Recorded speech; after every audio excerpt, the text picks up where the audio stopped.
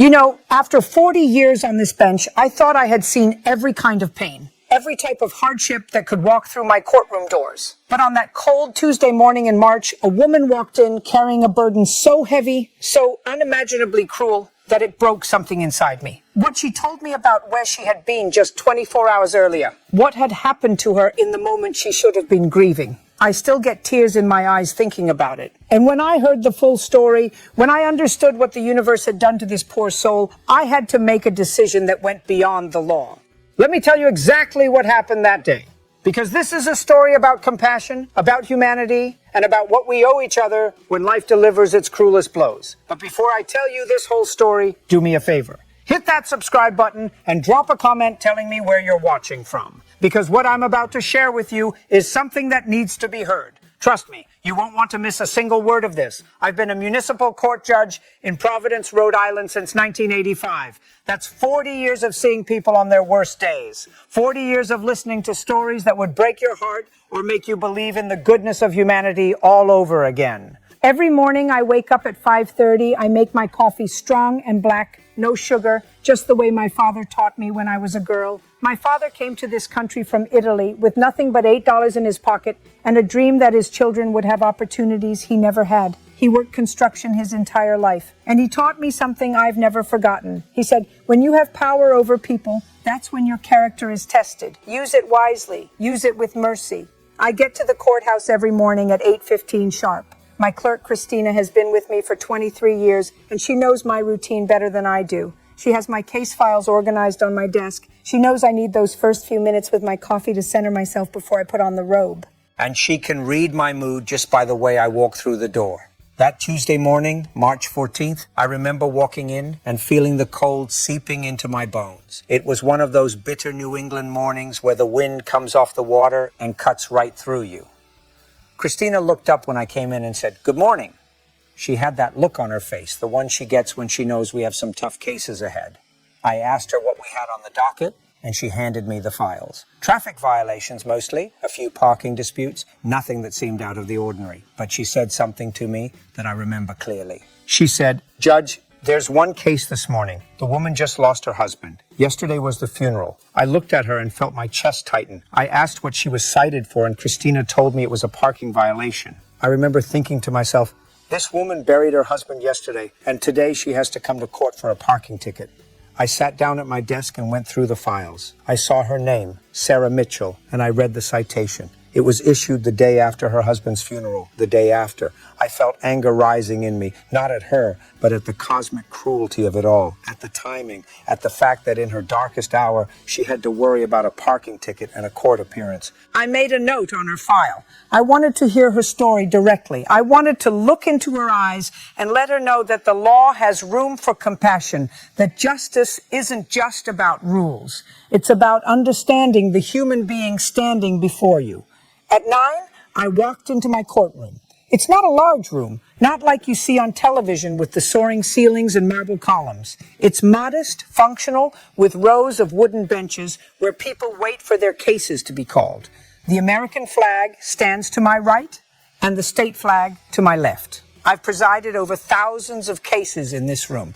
I've seen people at their absolute worst and their surprising best. I've seen arrogance and humility, lies and raw honesty.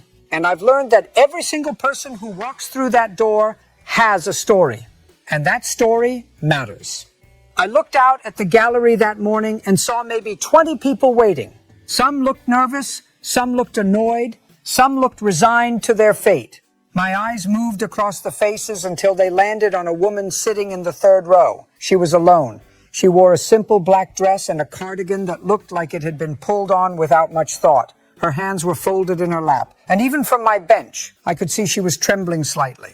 Her face was pale, and there were dark circles under her eyes that spoke of sleepless nights and endless tears. I knew immediately this was Sarah Mitchell. I started calling cases. I handled a parking dispute between two neighbors who couldn't agree on whose car was over the line. I dealt with a speeding ticket for a young man who swore he was only going 5 over the limit. I listened to excuses and explanations, some genuine, some less so. And all the while, I kept glancing at Sarah Mitchell, sitting there so still, so alone, like she was holding herself together by sheer force of will. At 10:45, Christina called her case. Sarah Mitchell, she announced, and I watched the woman stand up slowly, like her legs weren't quite sure they would hold her. She walked to the front of the courtroom with small, careful steps. When she stood before my bench, she looked up at me, and I saw in her eyes a depth of pain I'll never forget.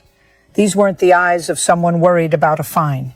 These were the eyes of someone who had lost everything. I looked down at the citation in front of me. I said, "Mrs. Mitchell, I see here you've been cited for parking in a restricted zone on March 13th. Is that correct?" My voice was gentle. I wanted her to know from my tone that I wasn't here to make her day worse. She nodded and said, "Yes, Your Honor," so quietly I could barely hear her. I asked her to tell me what happened, to explain the circumstances, and what she told me next I'll carry with me for the rest of my life. She took a breath, and I could see her struggling to keep her composure. She said, "Your Honor, March 12th was my husband's funeral. We were married for 32 years. He had cancer. It took him in 6 months." Her voice cracked on that last word, and I saw tears start to stream down her face. She didn't wipe them away. She just stood there and let them fall. I felt my own throat tighten.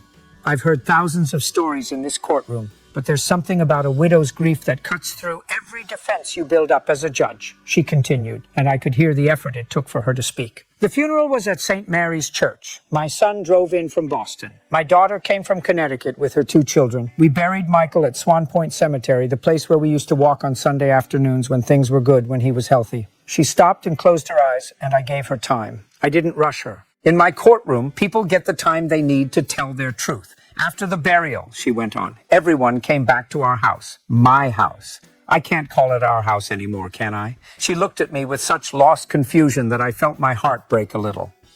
People brought food. They told me stories about Michael.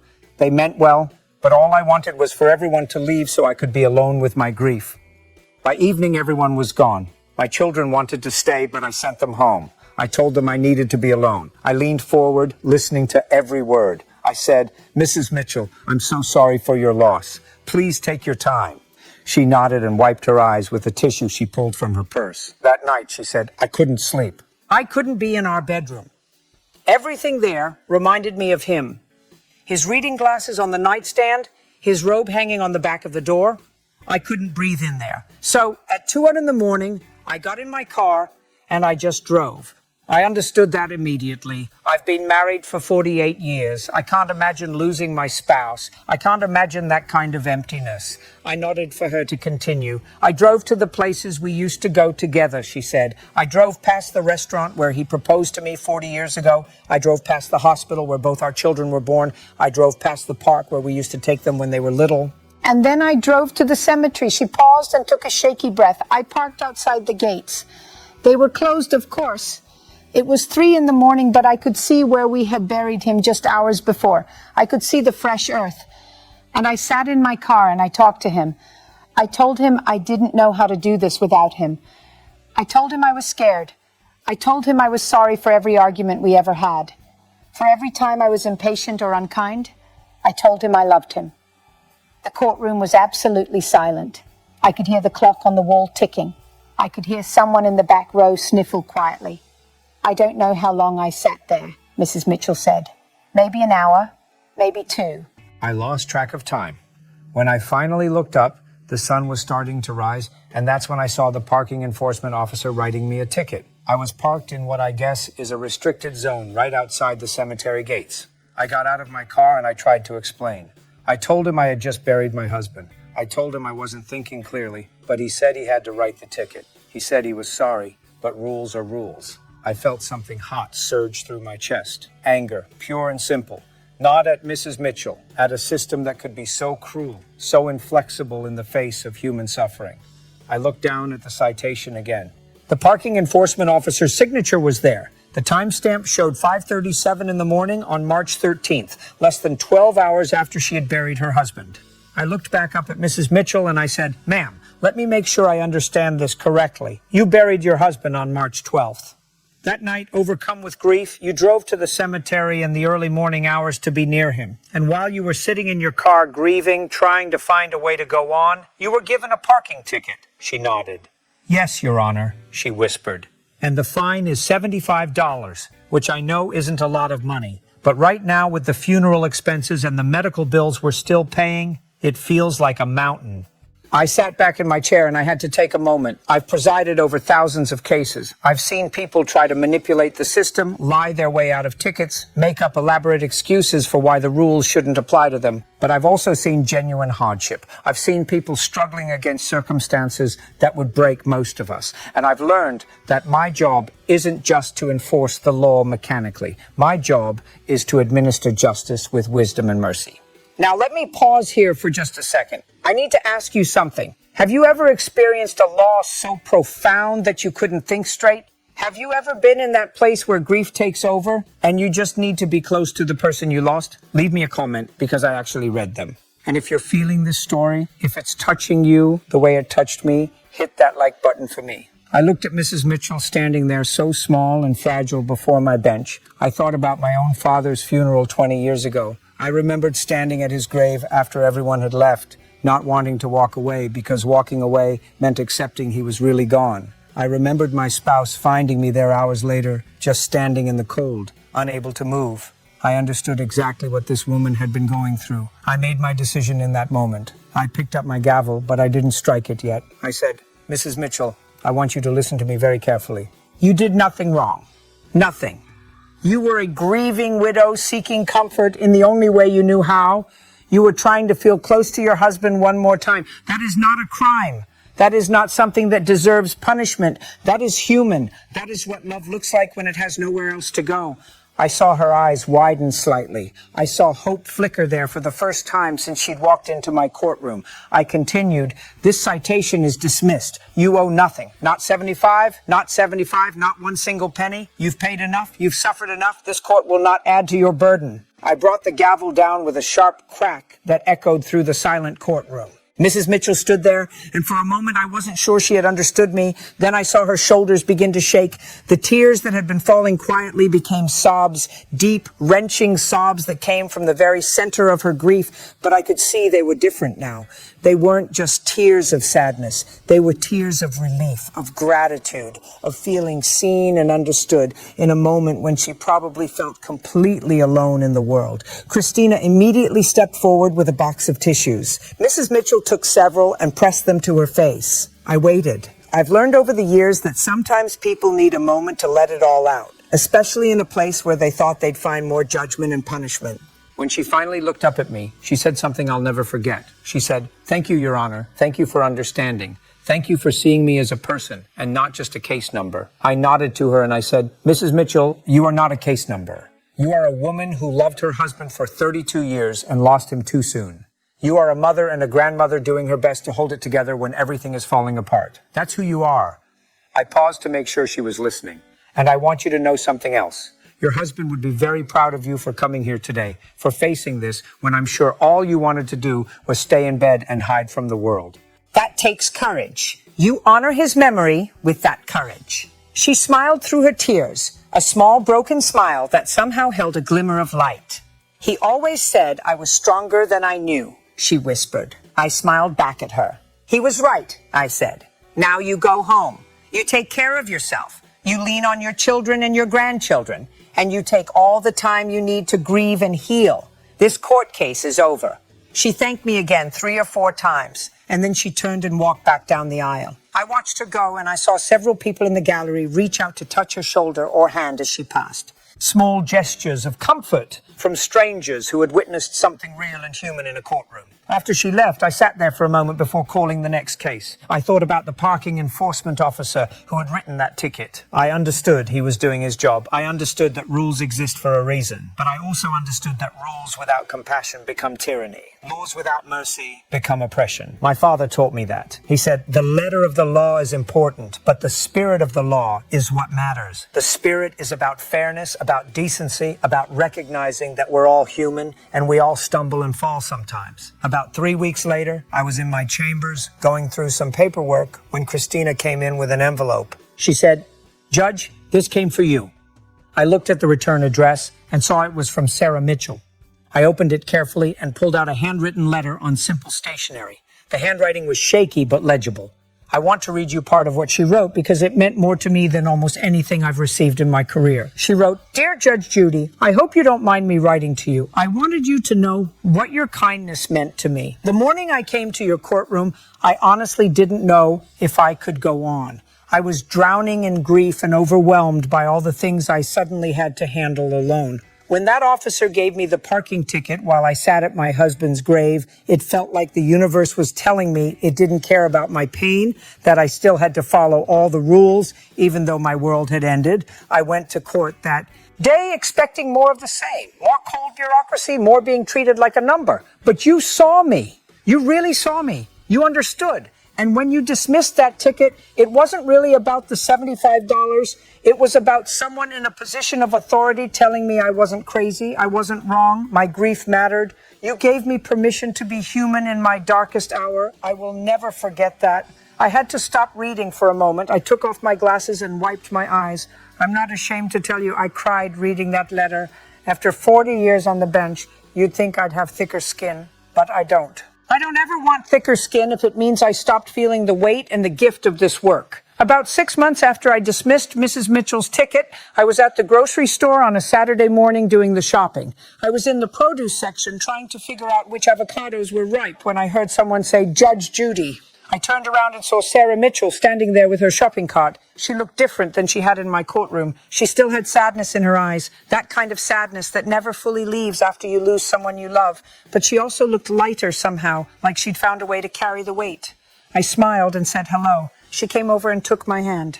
"I wanted to thank you again," she said, "not just for dismissing the ticket, but for treating me like I mattered. I've thought about that day so many times about your kindness. It helped me more than you know." I told her I was just doing my job the way it should be done. She shook her head. "No," she said, "you did it the way it should be done. Most people just do their job. There's a difference."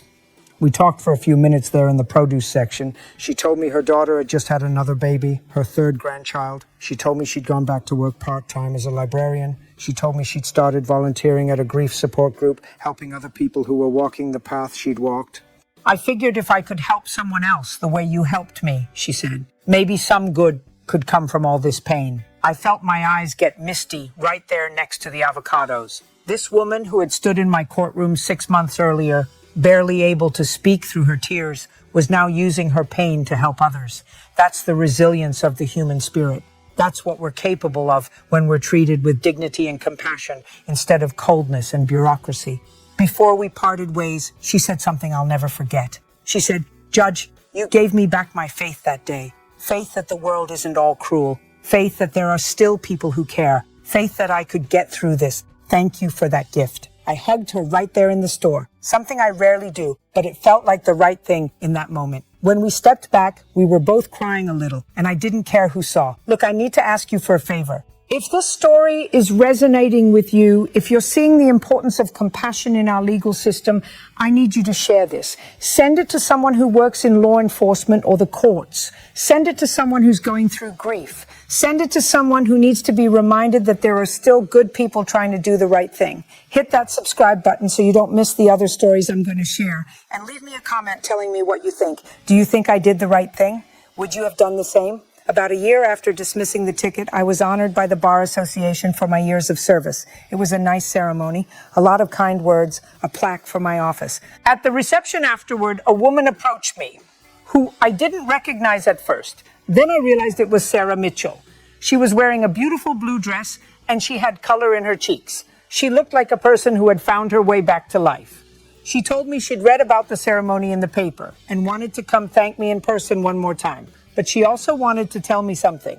She said, "Judge, I started a scholarship fund in my husband's name.